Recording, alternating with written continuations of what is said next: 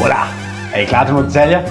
Vi starter her på badeværelset, som blev totalt renoveret i 2022 med fantastisk, virkelig fede klinker, stor brugskabine, messingarmatur og herovre bag mig, fedt bademodul, flot håndvask. Der blev kreds om detaljerne her.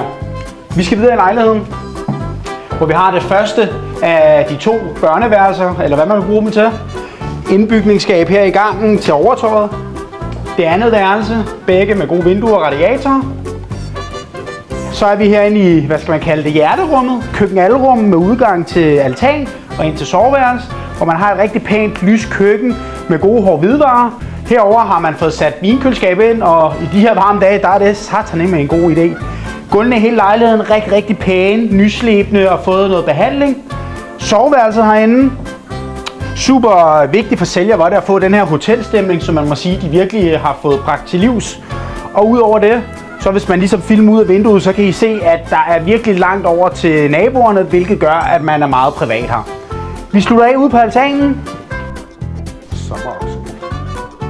Det er fedt.